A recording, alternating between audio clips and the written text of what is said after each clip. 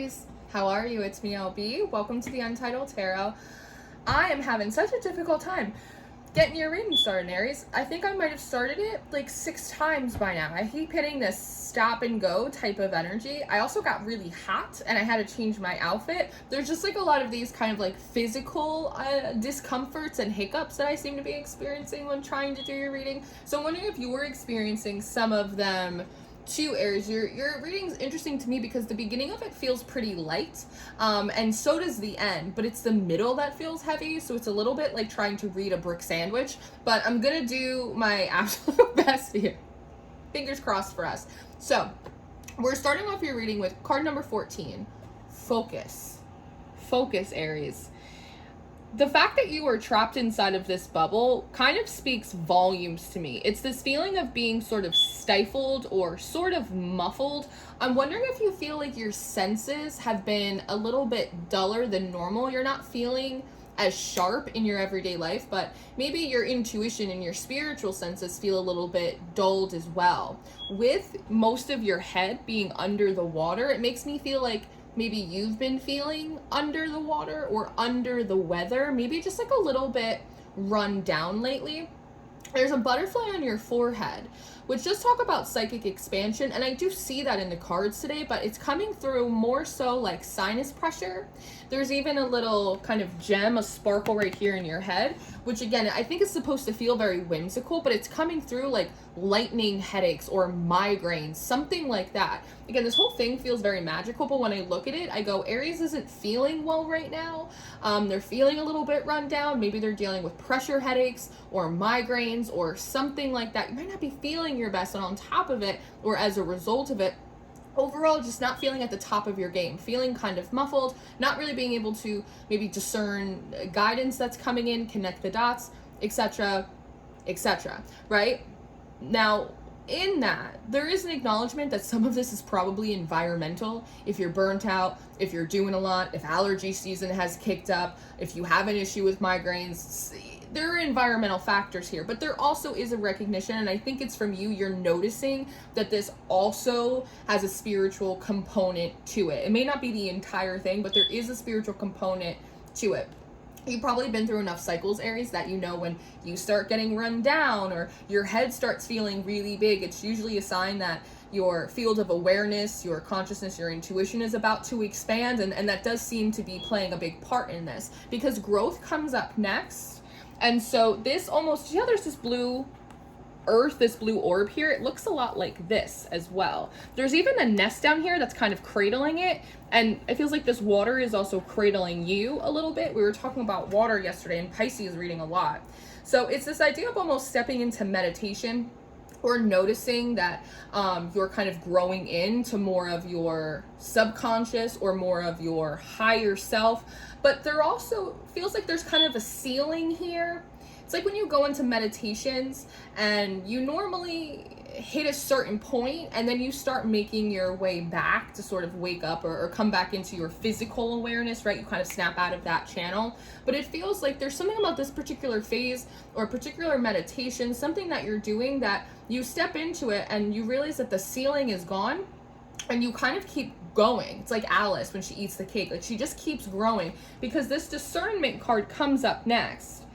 Do you see how this works? It's like you're kind of feeling a little bit run down, senses are a little bit dull, you're recognizing you're going through some kind of consciousness expansion, so you're allowing that to happen, you're leaning into it, but as you lean into it, it just kind of gets bigger and bigger, to the point where like the top of your head comes off, and all of a sudden you're kind of engaging in this synergy where you are bigger than yourself, right? You are kind of at one with the universe.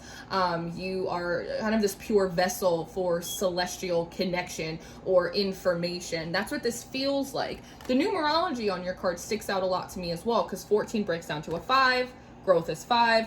This discernment card is card number 10. It's card number 1, and it comes through for me today like body, mind, and soul. Your body is obviously going through changes right now. Even if they're not particularly comfortable, your mind, your field of perception and awareness is also shifting and changing. But this card is coming through like your soul. And with it being card number 10 or 1, there is this feeling of approaching your soul. your spirit with a little bit of a beginner's mind. Maybe tapping into this synergy with creation is something that is allowing you to do that. Especially right here. Do you see how it's right in front of her solar plexus? There's almost this feeling of you're being encouraged to get back into right relationship with your soul, with your being, your natural essence that you've had all throughout space and time. Dragon's Hoard comes up next, and it says protecting the future. And there is a little light orb in this card as well. And you see how when it's tucked, it's right around the belly?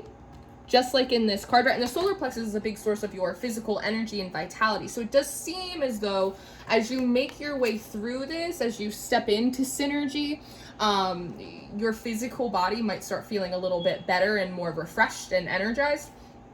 But part of what the message is saying, Aries, is that it feels as if there is a piece of information. Sometimes this card feels like an earring, something that you were meant to hear or know, maybe even an awareness. You were meant to come into a certain understanding about your place in the world or your soul, who you are, that can only be received or obtained when you are in right relationship with yourself, right relationship with your spirit, with your soul. And so if you have been wondering for a long time or feeling like I'm missing a piece, right? It's these keys.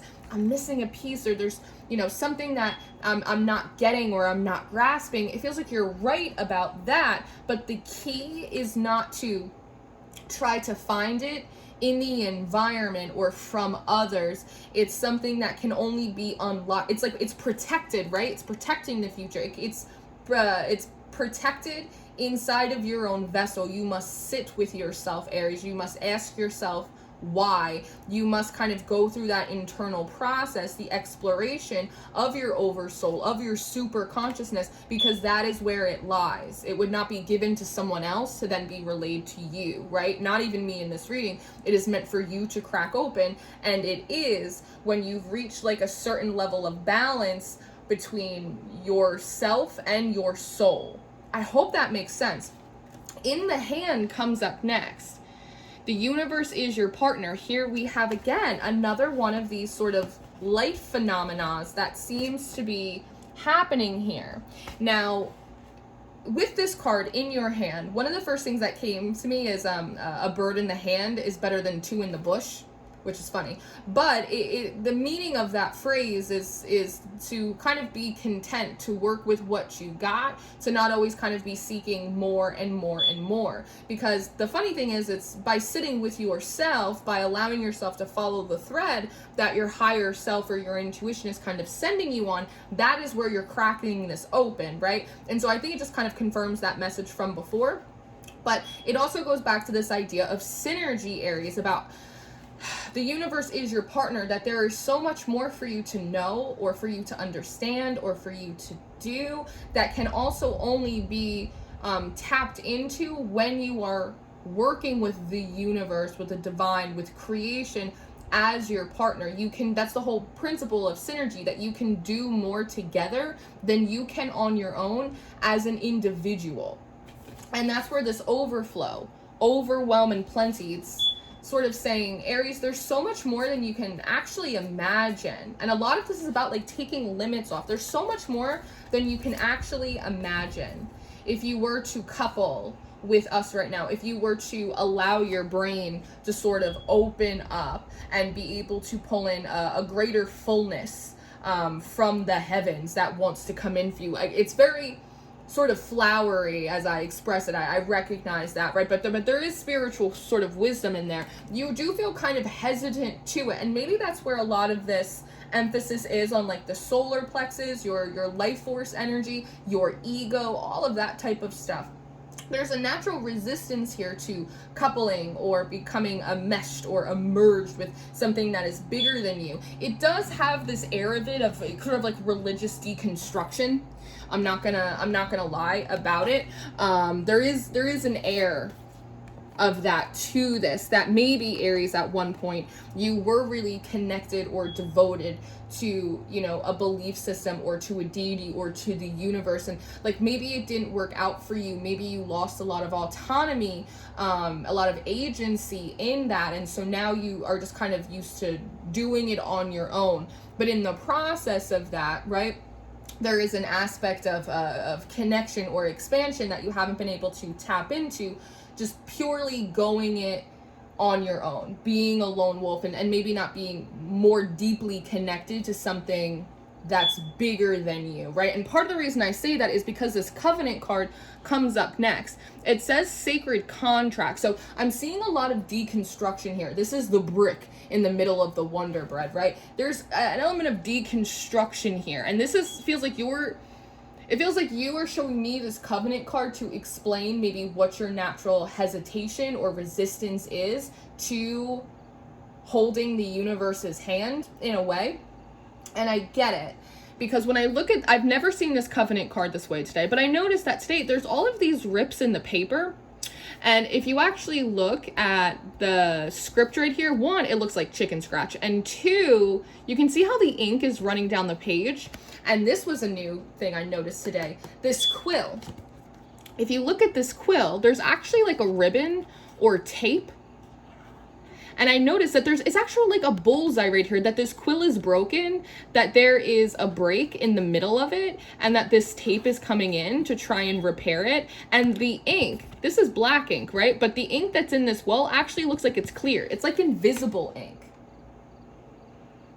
And so I'm wondering if like part of what you're trying to tell me, Aries, is, Lauren, I already did this. Lauren, I already cracked open my head and I was a conduit for celestial energy. I had a contract with the divine, and it didn't work out for me. It didn't play out. But there's a message coming from this that says, Aries, that wasn't a real contract. Aries, if this was a real contract, you know, and a contract is also something that you are responsible for. It is an obligation. Aries, if you were truly obligated to it, if it was a real spiritual contract, don't you think it would look nicer than this? Don't you think there would have been more care put into the preparation? The paper's ripped. The ink is bleeding all over the place. The quill is broken. There's invisible ink. Was this really a divine contract?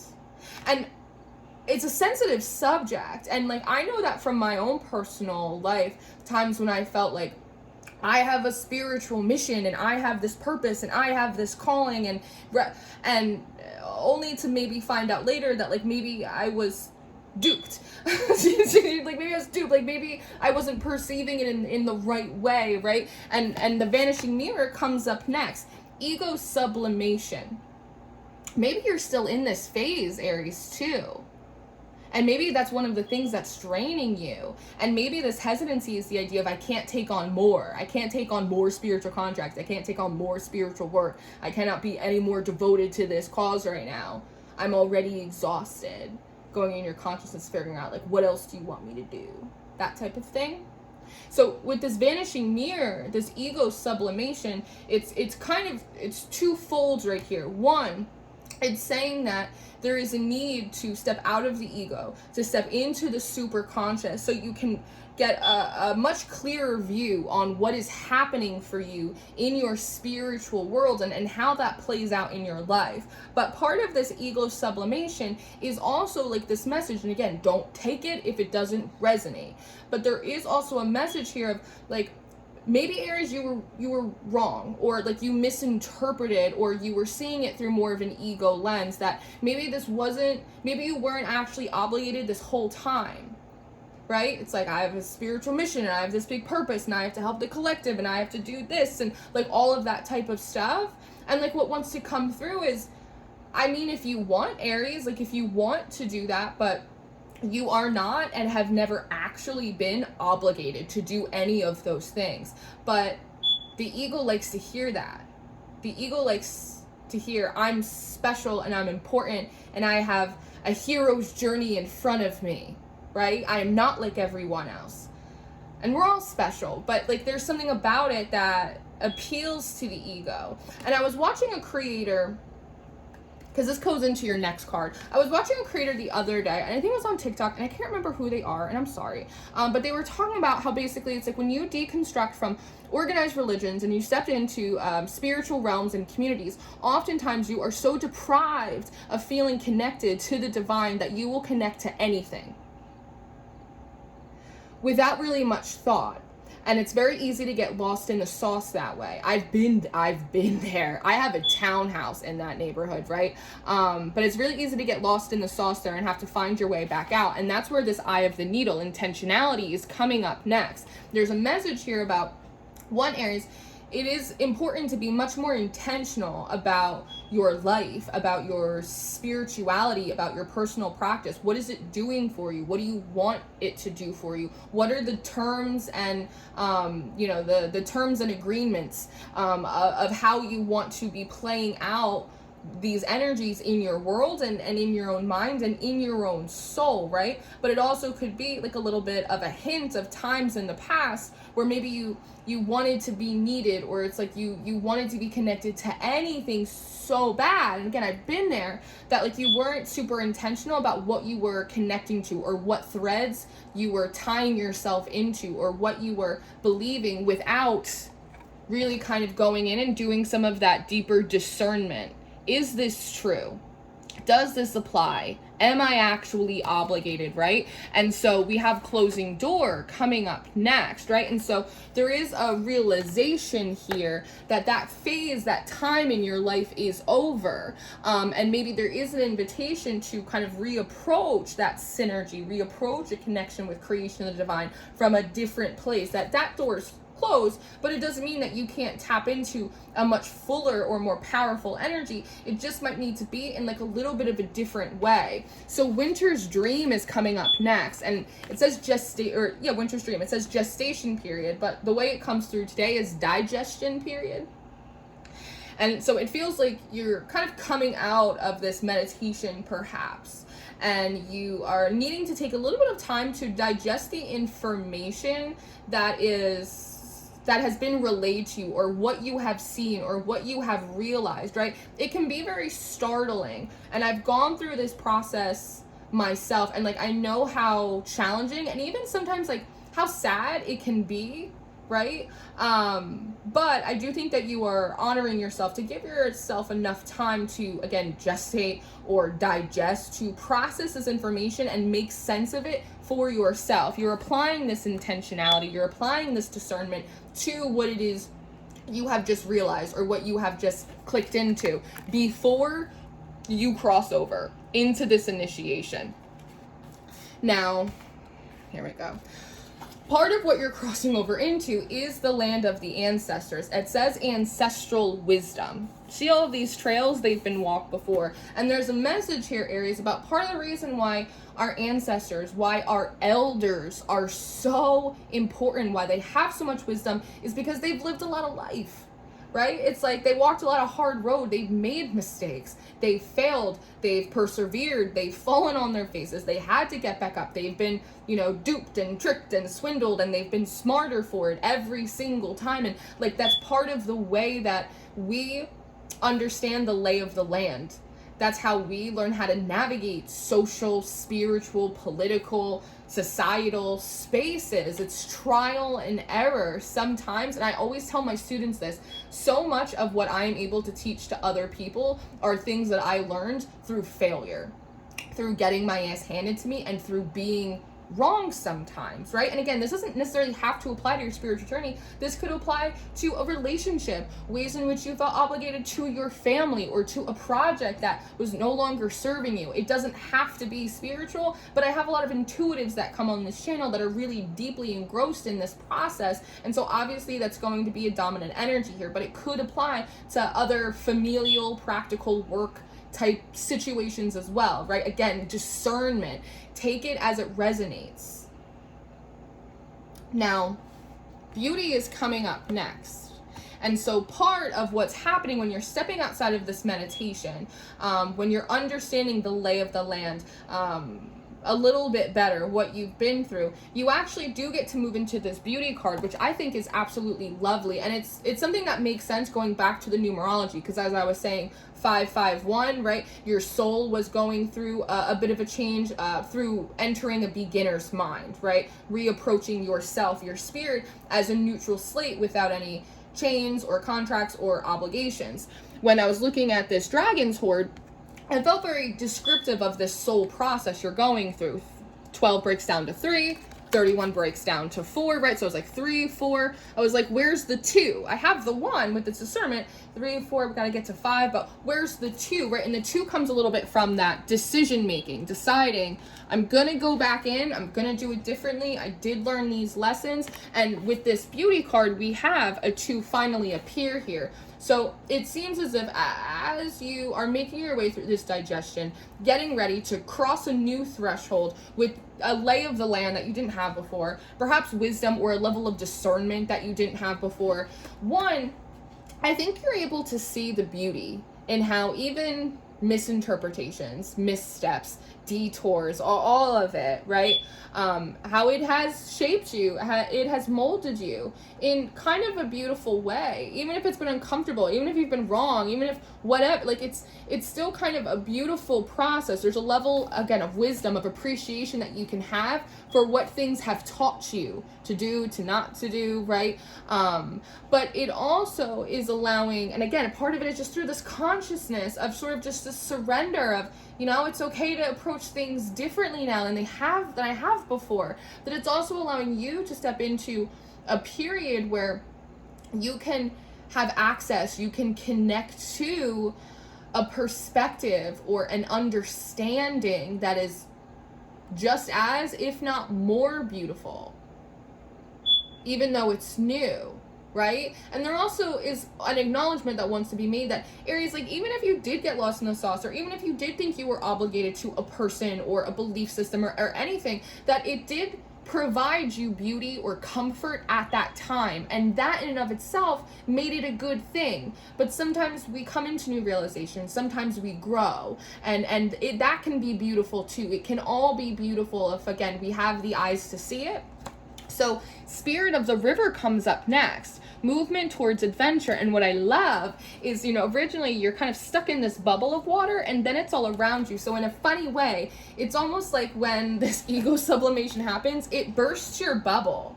But when it bursts your bubble, it actually frees you from the constraints of that, from the constraints of that perspective, or the constraints of this perceived contract or relationship or whatever it is. And now all of a sudden, there's fluidity.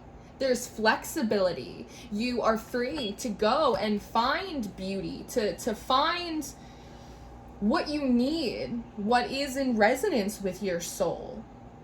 Just because you want to. There's no rules. It's like the rules get taken off, the limits get taken off, and you are kind of free to embody the spirit of beauty and adventure and curiosity and discovery all over again, to see if maybe we can't get a little bit closer to something that is going to feel good but also be sustainable and be true for us. Now, as you're doing this process, Aries, you do hit the empty well, time to replenish, and you hit this hunger card as well. Now, part of what comes through here is that as your body starts kind of coming out of this lull, you start feeling a little bit better. And there's just a side thing, but you may find that you need extra feeding and watering. You may be more hungry than normal. You may need a lot more water than you normally need. The body's catching up to this process, so you kind of have to feed the engine, so to speak.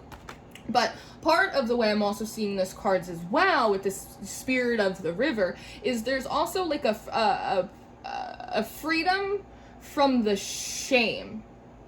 There's a recognition here that what you were doing before, or what you were engaging with, or what you believed, that in reality it actually left you hungry and thirsty and maybe even a little bit hopeless.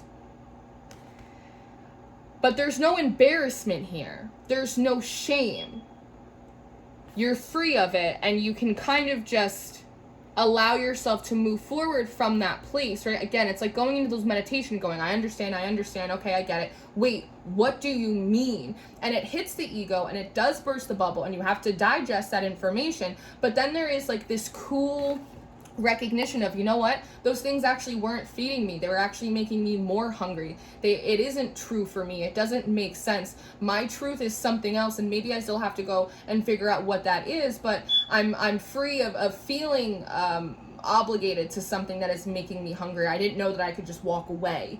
There's that type of feeling here, and moving towards this heart home, compassion, allowing yourself to flow and explore and be curious about what is going to be a good home for your heart, what is going to feel like home for you, even if it is a different deity or a different partner or a different job or a different way of looking at the life or a different belief system, like whatever it is, allowing yourself to go and kind of almost like with shapes, figure out, does this feel like home? Does this feel like my heart? Does this feel like compassion and love to me? Yes? Okay, let me use my discernment. Let's try it out. Let's see how it fits, right? And so there's this level of discernment, there's this level of patience, there's this level of intentionality being connected to the body, to your soul, that's really coming through now in a really gorgeous way. At the end of your spread, we have transpersonal, which it just gives me the impression of, Aries, it's not just you.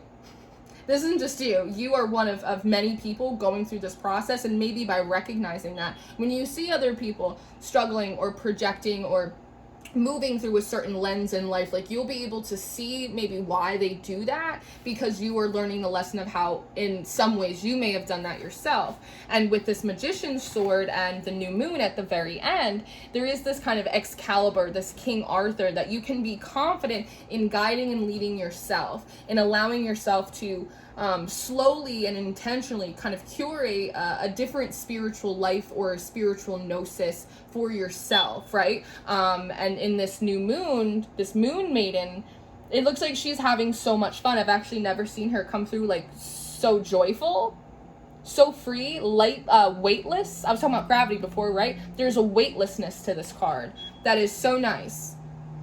There's freedom, there's confidence, there's weightlessness, there's exploration, there's freedom from bondage. Like there's all these really beautiful things, right? So as I said, in the beginning, it's pretty light, and at the end, it's beautiful. But it's just that middle part that's kind of like a brick.